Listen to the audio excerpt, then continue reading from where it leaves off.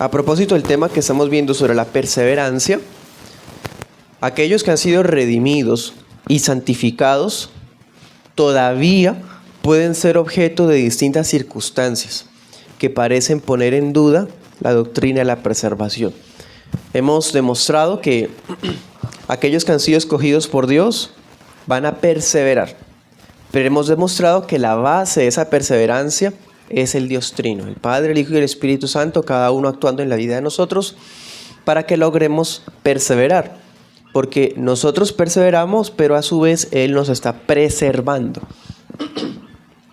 Entonces lo que estamos diciendo hoy es que estos creyentes genuinos, verdaderos hijos de Dios, a pesar de que son preservados y que perseveran, en un momento en su vida pueden encontrarse con circunstancias que parecen hacerles sentir que no son verdaderos cristianos. De todas formas, Dios mismo se encargará de restaurarlos. Él no va a permitir que sus hijos se queden en el pecado o que sus hijos se queden hundidos en la inmundicia o apartados de Él, jamás. En algún momento de sus vidas, Él los vuelve a traer. Bien, veremos este tema en dos puntos. El primer punto será caída parcial y temporal. Y el segundo punto será restauración eficaz. ¿Listos? Primer punto, caída parcial y temporal. Vamos a Isaías 64.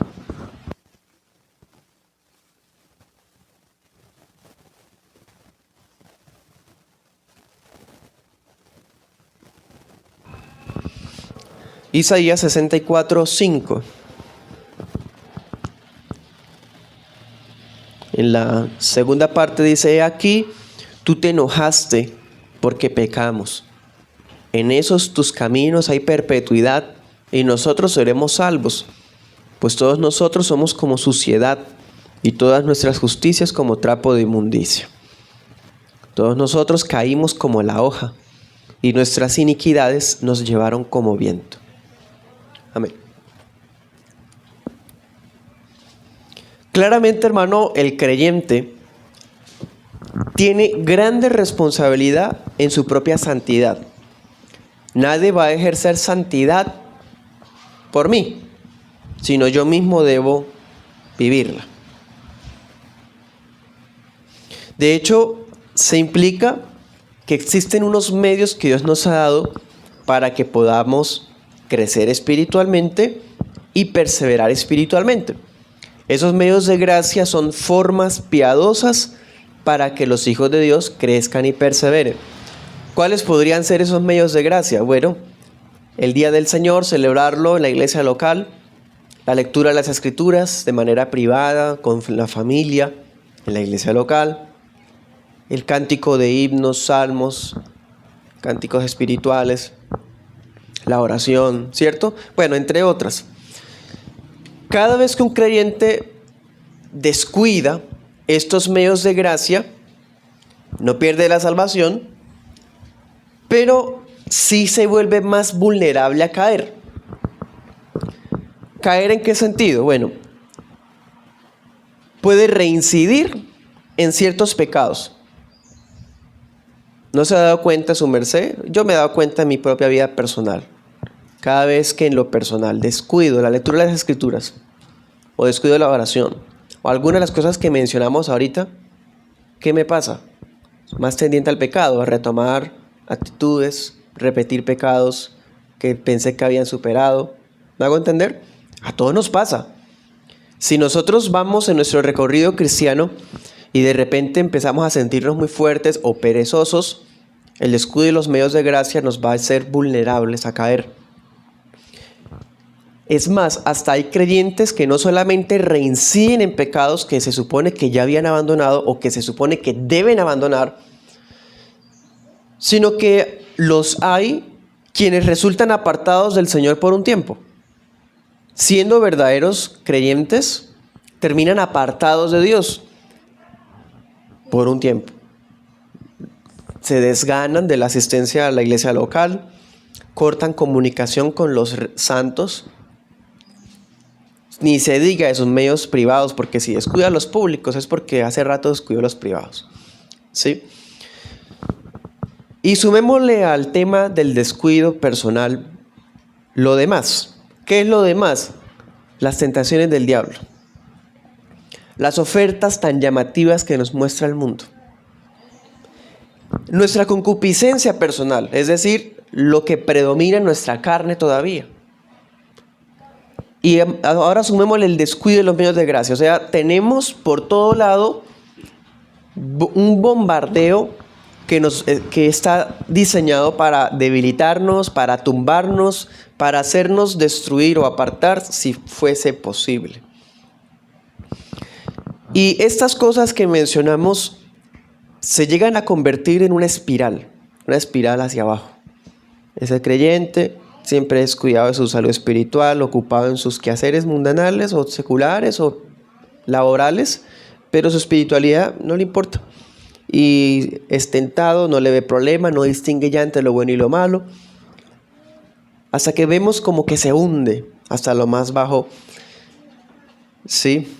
Hasta cometer pecados graves, cometer pecados escandalosos. ¿Es posible que un hijo de Dios escogido, que ha sido preservado por Dios y que ha perseverado, resulta ya en un pecado escandaloso, en repetir pecados graves, en desviarse del Señor? La respuesta es sí, sí es posible. Bueno, entonces ya sigo siendo escogido y si puedo pecar así de grave, pues no pasa nada. No. Un hijo de Dios puede llegar a lo más hondo, a caer. Pero mientras perduren en esa condición, por más escogido que sea, por más que por un tiempo haya sido preservado, que por un tiempo haya perseverado de manera admirable y de repente se le vio caer a lo más bajo, ¿qué leímos en Isaías? Habla un pueblo al cual Dios disfrutó bendiciéndolo, que amó al Señor por muchos años, pero que se apartó. ¿Qué dicen los del pueblo de Israel? Isaías 64:5, te enojaste con nosotros. ¿Cómo terminó Judá? Destruida Jerusalén, literalmente arrasada, llevados en cautiverio a las naciones que no conocían, dispersos. ¿Sí? Se enojó el Señor. Y muchos de ellos eran escogidos de verdad, claro. Había un Jeremías entre los cautivos, un Ezequiel, un Daniel, pero fueron cautivos por su pecado. Entonces, por más escogido que alguien sea y peca, repite sus pecados, cae gravemente, comete un pecado escandaloso, ¿sigue siendo hijo de Dios? Sí, pero precisamente por eso el enojo de Dios va a caer sobre su vida. ¿Qué más pasa? Efesios 4:30. ¿Se acuerdan? El pasaje dice, no contristen al Espíritu Santo, con el cual ustedes fueron sellados para el día de la redención. Los verdaderos cristianos, mediante la fe, han sido sellados por el Espíritu Santo. Ese sello implica, como vimos el miércoles, que seremos preservados, sí. Pero también implica que cuando pecamos contra el Señor es como si lo entristeciéramos. Es como si lo entristeciéramos. El Espíritu Santo, si me permite la expresión, se resiente de que viviendo en un hijo de Dios, ese hijo de Dios esté viviendo como uno que no lo es.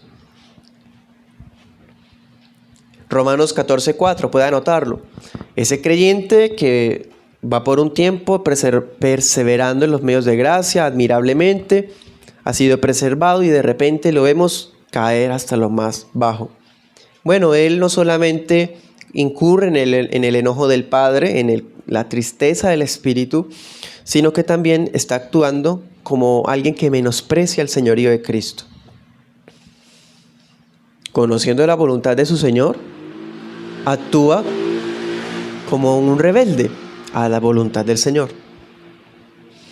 Entonces, debido a esta actitud que está detrás de esas caídas parciales y temporales, bueno, pues estos hijos de Dios, por más escogidos que sean, van a ser merecedores de algo que llamamos juicios temporales. Juicios temporales. Sí, para los hijos de Dios no hay juicio de condenación, no hay ninguna condenación para los que están en Cristo. No van a ser objeto de la ira eterna de Dios, pero mientras estén en esta vida y están en pecado, van a ser merecedores de juicios temporales.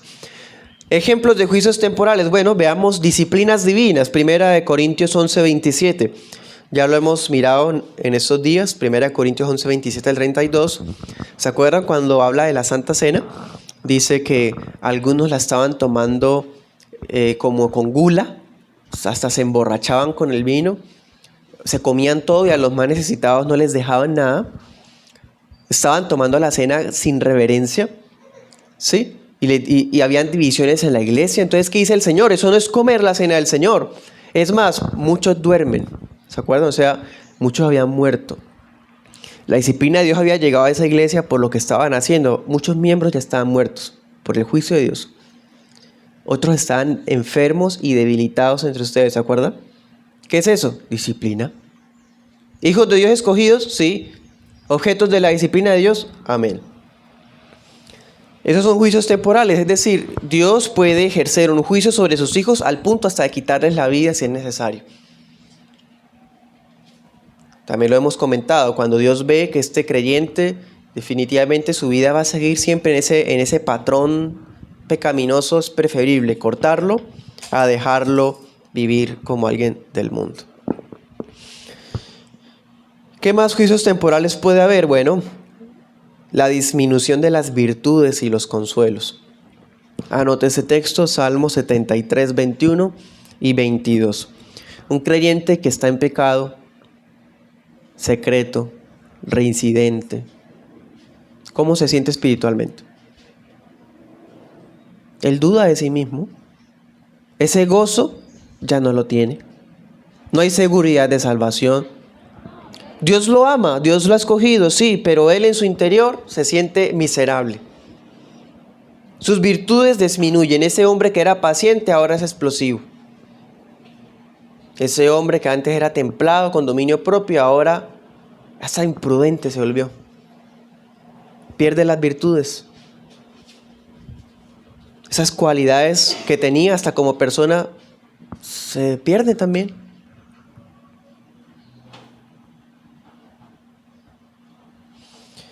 Otro juicio temporal, pierde la sensibilidad y el discernimiento espiritual. Génesis 19:30, tenemos el caso de Lot, un hombre que prefirió su comodidad económica para brindarle lo mejor a su familia, aunque le tocó vivir cerca de Sodoma, aguantarse el ambiente inmundo, inmoral de esa gente, pero con tal de tener la familia bien. ¿Y cómo terminó la familia? Bueno, todos impíos, perdidos. Una mujer mira hacia atrás en desobediencia a Dios y 2 hijas incestuosas, inmorales. El único convertido era Lot. Pero estuvo tan cerca del pecado por tanto tiempo que perdió el discernimiento. ¿Por qué no regresó con Abraham? Ya no tenía pastores. No, prefirió quedarse por allá en una cueva con las hijas solo. Ya no tenía discernimiento. Ya cualquier canción cristiana lo estremece, aunque sea una canción bárbara, absurda, antibíblica. Pierde el discernimiento. Cualquier predicación de motivador personal que estaba por allá enseñando, y dice, uy, sí, Dios me está hablando, y eso no tiene nada de Dios. En fin. ¿Qué otro juicio temporal puede venir? Lastiman a otros creyentes. 1 Corintios 8:12. Anote ese pasaje. Corintios 8:12. Claro, pensémoslo.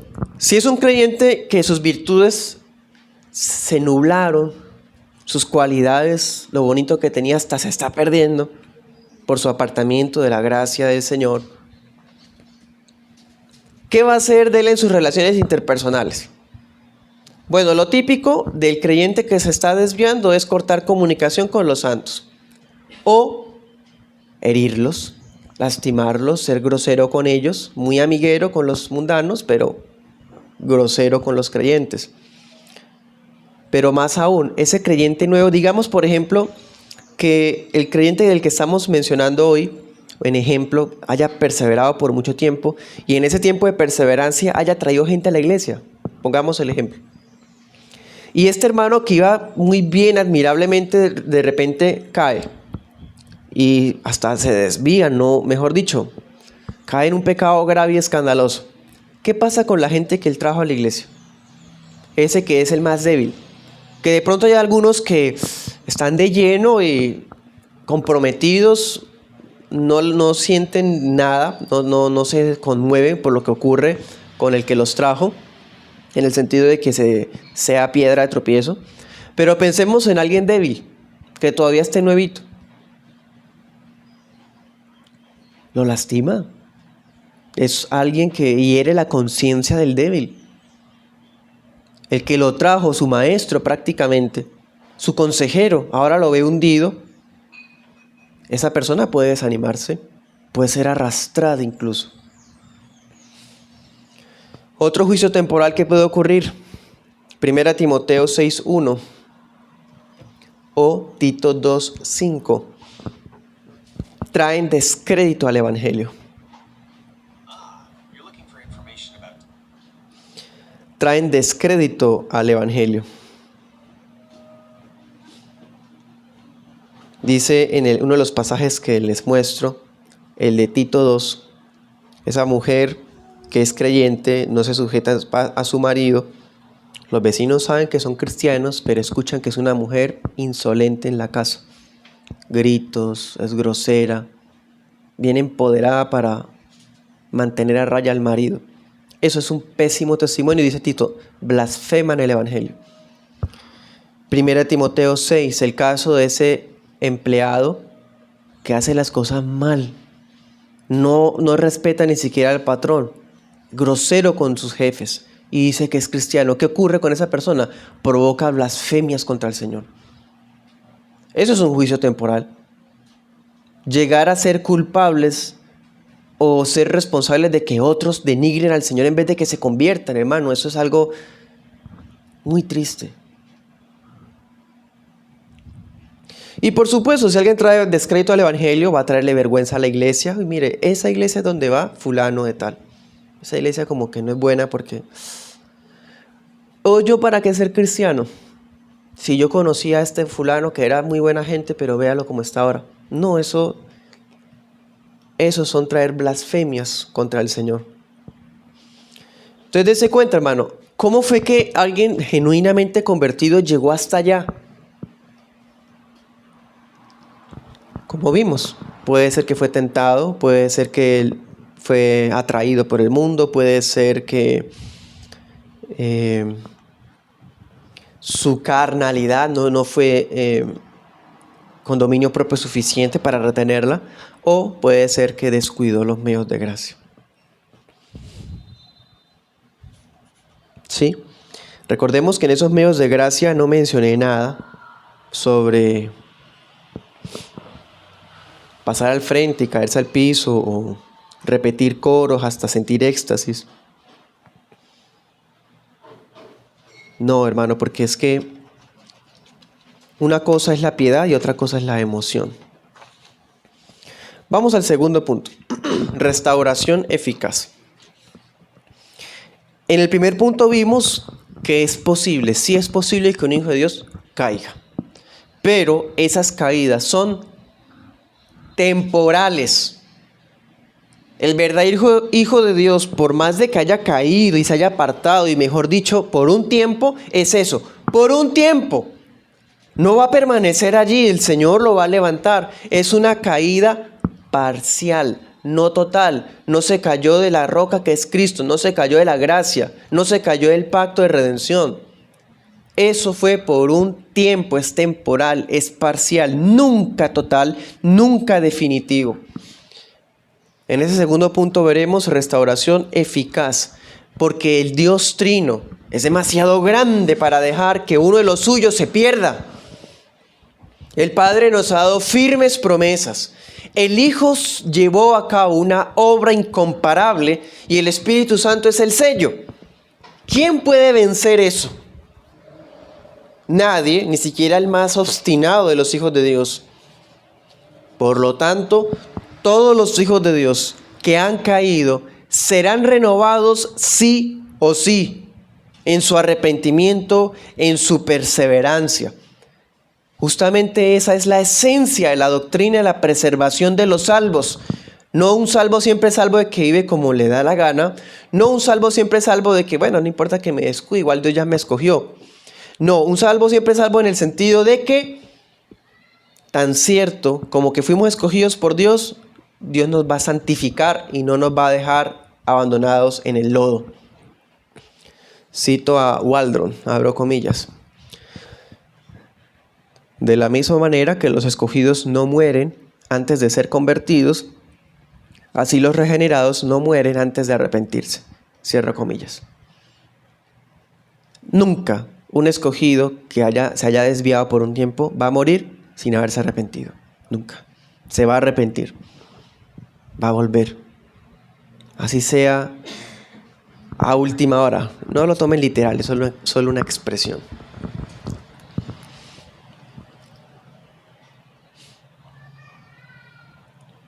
Veamos dos casos en la Biblia, que usted ya los conoce. Uno en el Antiguo Testamento. David. Salmo 51, que fue el texto que leímos al comienzo. Un hombre santo de Dios. El único que en la Biblia se le llama que es conforme al corazón de Dios, por lo menos mientras ahorita recuerdo.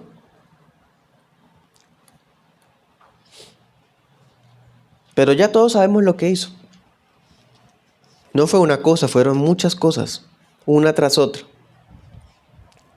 No es un secreto todos los pecados de ese hombre de Dios, pero tampoco es un secreto lo leal que fue con el Señor. ¿O no? Anote esos pasajes, Salmo 38 del 1 al 8. En ese texto se nos muestra que debido a su pecado incluso David se enfermó. Se enfermó gravemente, hermano. Salmo 51, 11 al 12, perdió todo gozo de Dios.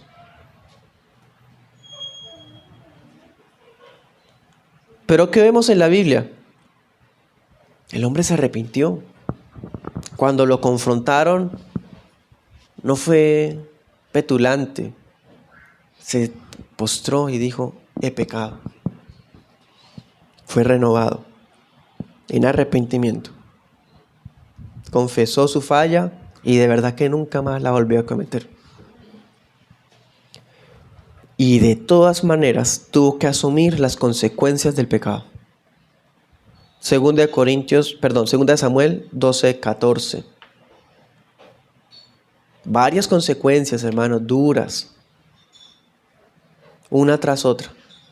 El hijo que tuvo murió. El pequeño. A los 7 días de nacido murió. Su hijo mayor violó a su hermana. Un hermanastro, como David no hizo nada, se vengó, mató a su hermano. Y como David tampoco hizo nada para volver el corazón de su hijo, se sublevó contra el reino. Casi destituyen a David. Cuando derrotaron por fin a Absalón, un benjamita se rebela y casi pierde el reino otra vez. Y hermano, y podríamos seguir. Fueron consecuencia tras consecuencia. Absalón violó a muchas de las concubinas del rey. Ya en solo eso llevamos como 7 y hay más. Es decir, tuvo que asumir las consecuencias del pecado. ¿Perdió la salvación? No. ¿Se cayó de la gracia? No. ¿Era un hijo de Dios escogido? Sí. ¿Fue disciplinado? Amén.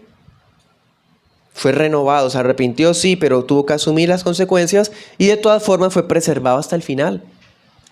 En 1 Reyes 2, cuando ya está a punto de morir, lo vemos en la cama adorando a Dios. Allá en la cama, lecho de muerte. Alzando las manos allá en la cama. Hasta el final. No se perdió. En el Nuevo Testamento, recordemos otro caso muy conocido. Pedro. Simón Pedro. Todos también sabemos su pecado. Mateo 26:70. Incluso llegó a negar públicamente a su Señor bajo juramentos y anatemas. Como un cobarde. ¿Eso qué es? Apostasía. ¿Qué dijo el Señor? El que me niega ante los hombres, yo lo voy a negar. Pedro hizo eso. Un acto de apostasía. Negar su fe para salvar el pellejo. Pero ¿qué pasó con él, hermano? ¿Perdió la salvación en ese momento? ¿Se perdió y se cayó el pacto de gracia? No. Lucas 22:32 dice que el Señor Jesús intercedió por él, oró por él y aseguró que iba a ser restaurado. Y dice que él salió llorando amargamente, lo vemos cabizbajo, desanimado, pero en el Evangelio de Juan, capítulo 21, Cristo va y lo restaura. No lo dejó caído. No lo dejó caído, hermano. Así pasa con todos los hijos de Dios. Para terminar les voy a decir 2 aplicaciones.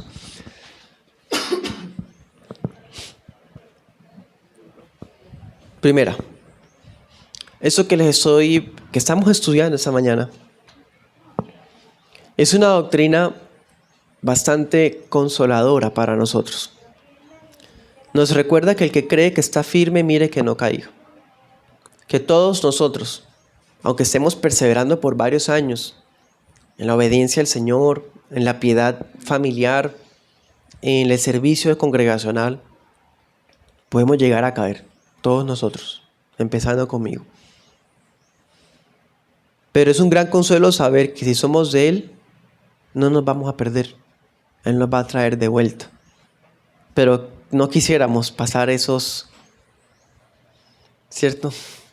Esos episodios. Dios nos guarde de eso. Nadie lo quiere, hermano. De verdad no lo querramos nunca.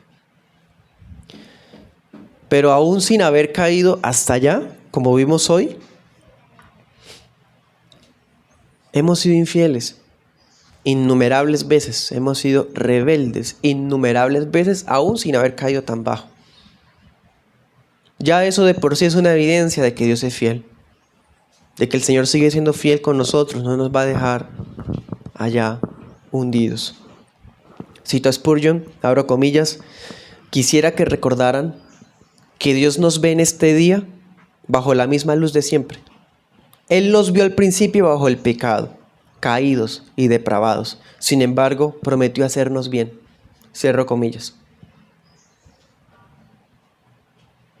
Es un gran consuelo esta doctrina.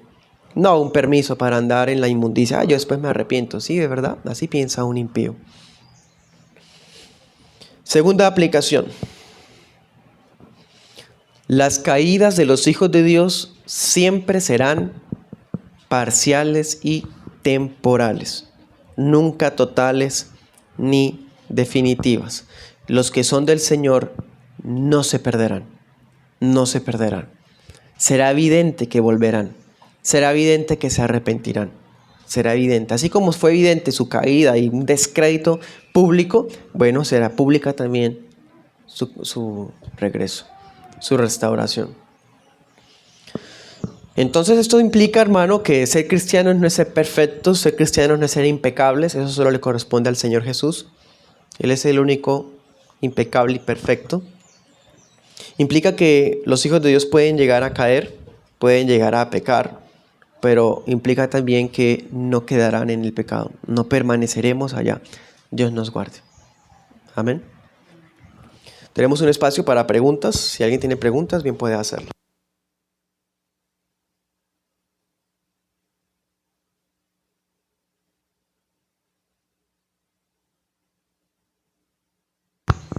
Pastor, una pregunta. Se hablaba en la enseñanza, más que todo, de en aquellos momentos cuando la persona que ha caído en pecado, Dios la restaura y podemos, el mundo, la iglesia, su familia y demás, pueden ver esa restauración. Pero ¿qué ocurre? O sea, bueno, mi pregunta es, ¿siempre será vista esa restauración o puede ocurrir que la persona sea restaurada por Dios y no sea vista ante la sociedad y Dios lo corte antes de que la sociedad vea que fue restaurada?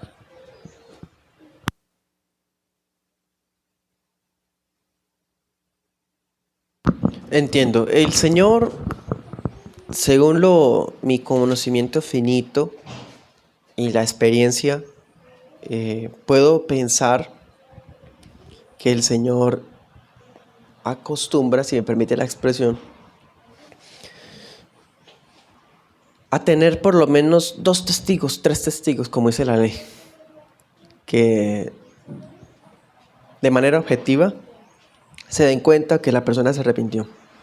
Porque sí puede pasar que en medio de una disciplina mortal, pongamos el ejemplo de los corintios, es que se murieron antes de que leyeran la carta de Corintios y que no superan que murieron por cómo actuaron en la cena.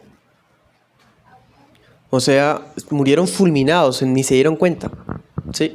El Señor de alguna forma tuvo que haberles redarguido, hacerles ver su pecado, de modo que se arrepintieran de lo que hicieron. ¿Sí?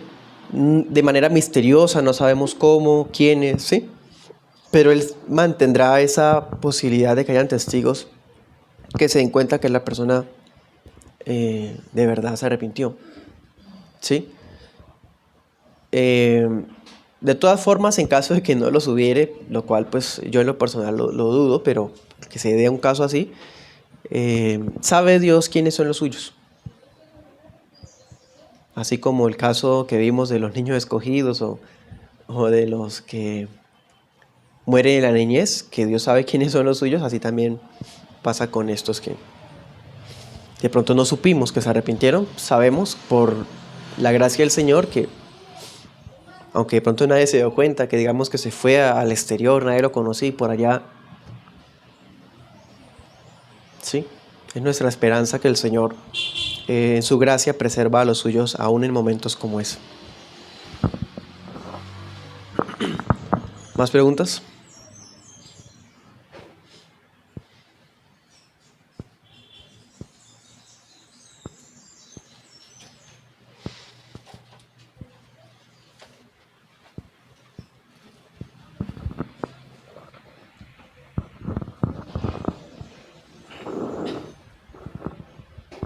Pastor, usted hacía, digamos, el ejemplo de incluso de un apóstata, ¿sí? Una persona que puede incluso apostatar y el Señor restaurarle de ello, como le ocurrió a Pedro. Podríamos afirmar entonces, bíblicamente, que Dios puede restaurar sin importar el pecado, por más grave que sea, a una persona, porque por lo general solemos, digamos, decir, uy, esa persona cayó tan bajo, o sea, tan mal, hizo demasiadas cosas que sabemos que Dios aborrece, y somos fáciles de juzgar por nuestra boca, decir, esa persona está demostrando que nunca fue salva o que nunca el Señor la escogió, y bueno, sí, somos fáciles a decir eso por lo que vemos, una persona demasiado caída.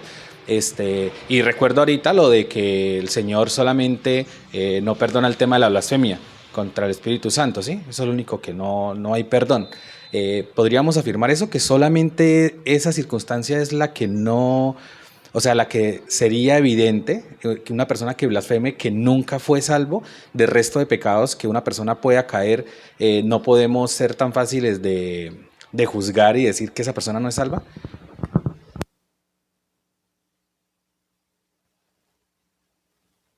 En 1 Juan capítulo 2, el apóstol contempla un caso de creyentes que salieron de nosotros pero que no eran de nosotros, y de acuerdo al contexto vemos que eran miembros de la iglesia local, creyentes por un tiempo, pero que fueron arrastrados por los movimientos gnósticos. ¿Sí?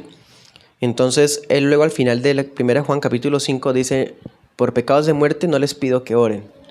¿De qué está hablando Juan? Principalmente de apostasía doctrinal. O sea, un creyente, por ejemplo, que siendo un creyente de sana doctrina termina en una secta que hasta niega a Cristo o niega la deidad del Señor Jesús, o mejor dicho, se vuelve enemigo del Evangelio. Bueno, esos son casos de apostasía comparables a la blasfemia contra el Espíritu Santo. Distinto es el caso de la apostasía de Pedro, es una apostasía temporal, ¿sí? Porque de todas formas vimos que fue restaurado. Como el caso de los Lapsi, ¿se acuerdan la historia de la iglesia? Que hubo algunos creyentes que cuando los iban a matar el Imperio Romano, negaban a Cristo para salvar su vida, pero luego que hacían eso se arrepentían y la iglesia lo volvía a recibir. A ellos les dijeron lapsis. Bueno, ellos hicieron una apostasía, pero fueron reincorporados a la comunión de la iglesia por su arrepentimiento. Entonces, a lo que voy es que, efectivamente, hermano, la blasfemia contra el Espíritu Santo entendida como un apartamiento, ya siendo enemigos del Señor Jesús y de la iglesia, eso ya definitivamente uno dice, esa alma está perdida. Pero en los demás casos, cualquier sea el pecado, graves, grotescos, escandalosos que sean, por más daños que hayan cometido, Dios puede perdonar. Porque solamente hay un pecado que no perdona a Dios, y ese es de la blasfemia contra el Espíritu Santo, que es ese que estamos hablando. El apóstata que se vuelve enemigo del Evangelio. ¿Sí? Lo demás tiene perdón de Dios. Todo lo demás. Literalmente todo lo demás. Si no está en la palabra, no lo creemos. Y la Biblia solamente habla de un pecado imperdonable. Todo lo demás sí es perdonable. Sí es perdonable. Entonces, cualquier hijo de Dios puede caer en cualquier tipo de pecado y puede llegar a ser restaurado después. Esto suena un poco escandaloso, teniendo en cuenta que el neoevangelicalismo es bastante pietista, ¿no? O sea, como calificando a los demás basados en sus estándares de santidad, mientras ellos mismos replican patrones legalistas y demás cosas.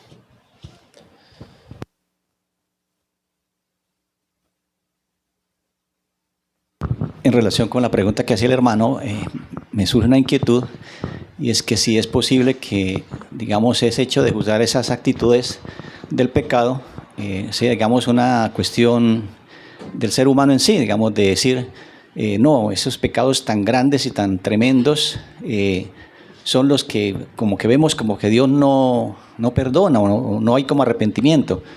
Pero cuando analizamos nosotros nuestros pecados pequeños, sencillos y todo, que también son ofensa para Dios, y que deberíamos ser cuidadosos con ese aspecto.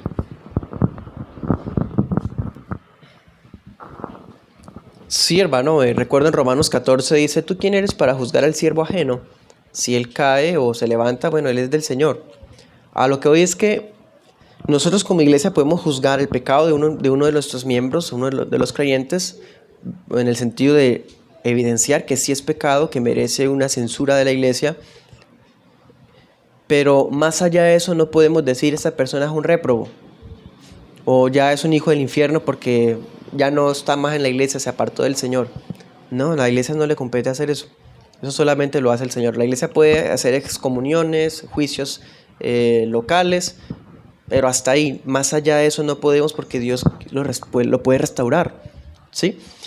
A propósito del caso del excomulgado de Corintios, capítulo 5, ese hombre cometió un pecado gravísimo, un incesto. Eso ya son palabras mayores. Pero el hombre se arrepintió y en 2 Corintios volvió a ser recibido en la iglesia. ¿Sí? La blasfemia contra el Espíritu Santo, ¿qué es? Cuando la persona simplemente ya no quiere arrepentirse, no quiere, porque él está bien. Él es bueno, no necesita ser esclavo de la religión otra vez. Ese es el blasfemia contra el Espíritu Santo. Bueno, entonces, sí, nuestros juicios como iglesia local será pues censurar el pecado y hacer ver cuando algo está mal, pero decir que esa persona ya es del infierno o algo así, no, eso sí no nos compete. Bien, hermanos, vamos a un receso y ahorita a las 10 seguimos con el culto de adoración.